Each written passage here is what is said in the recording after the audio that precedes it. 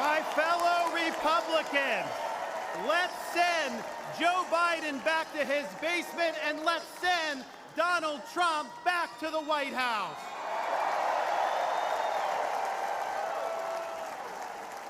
Life was more affordable when Donald Trump was president. Our border was safer under the Trump administration, and our country was respected when Donald Trump was our commander-in-chief. Joe Biden has failed this nation.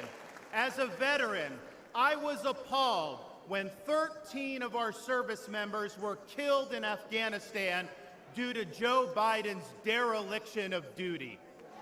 As a citizen, as a husband, and as a father, I am alarmed that the current President of the United States lacks the capability to discharge the duties of his office. Our enemies do not confine their designs to between 10 a.m. and 4 p.m. We need a commander-in-chief who can lead 24 hours a day and 7 days a week. America cannot afford 4 more years of a weekend at Bernie's presidency. But let's be honest. Let's be honest here. Biden is just a figurehead. He's a tool for imposing a leftist agenda on the American people. They support open borders, allowing millions and millions of illegal aliens to pour into our country and to burden our communities, but just don't send any to Martha's Vineyard, then they get really upset.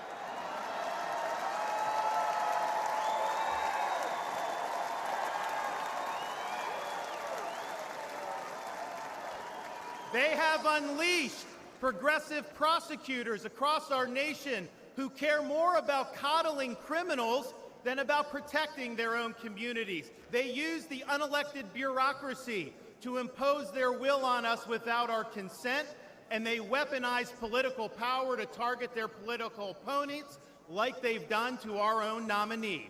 They want to ban gas automobiles, eliminate Second Amendment rights, and impose gender ideology on everyone from our infantrymen to kindergartners. They stand for DEI, which really means division, exclusion, and indoctrination, and it is wrong.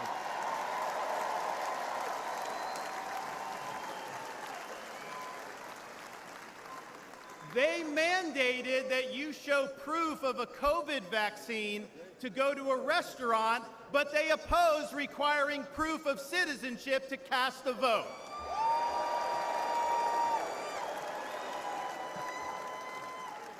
They can't even define what a woman is. Now, Donald Trump stands in their way, and he stands up for America. Donald Trump has been demonized, he's been sued, he's been prosecuted, and he nearly lost his life. We cannot let him down, and we cannot let America down.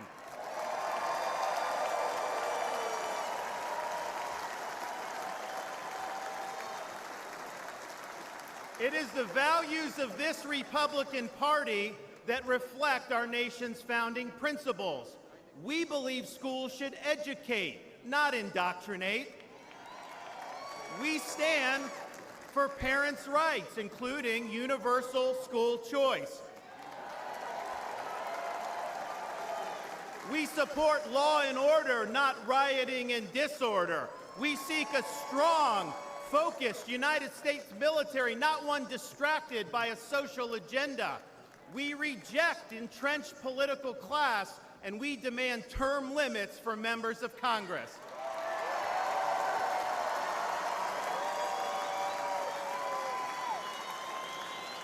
We stand for fiscal sanity, for low taxes, and for reduced debt.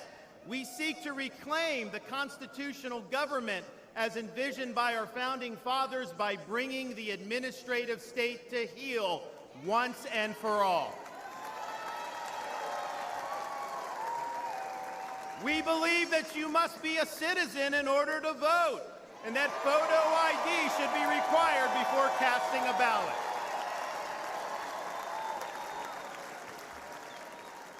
We stand for strong borders and believe that our nation must have a shared civic culture, and we oppose any immigration that stands apart or in contrast to our American values.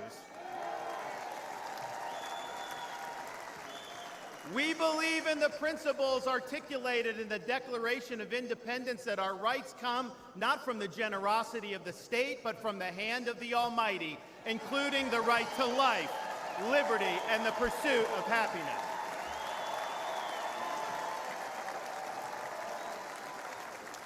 Now, none of this is easy, but it can be done. For decades, my home state saw elections determined by razor-thin margins. Today, due to bold leadership, the Democratic Party lies in ruins. The left is in retreat. Freedom reigns supreme. The woke mind virus is dead, and Florida is a solid Republican state.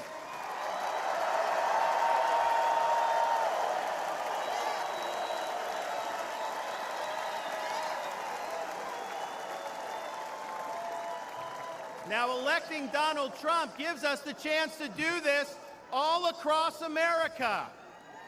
And we have a responsibility to step up and make it happen. We have a responsibility to preserve what George Washington called the sacred fire of liberty. This was a fire that burned in Independence Hall in 1776 when 56 men pledged their lives, their fortunes, and their sacred honor to establish this nation.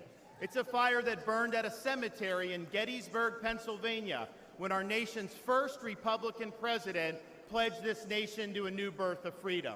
It's a fire that burned at the foot of the Berlin Wall in 1987, when our nation's 40th president stood in front of that wall and said, "Mr. Gorbachev, tear down this wall."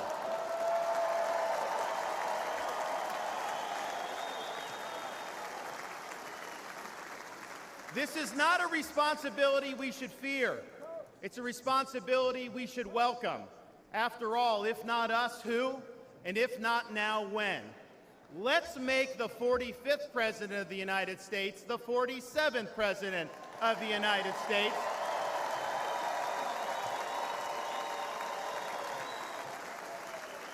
Let's elect Republicans up and down the ballot, and let's heed the call of our party's nominee to fight, fight, fight for these United States. Thank you.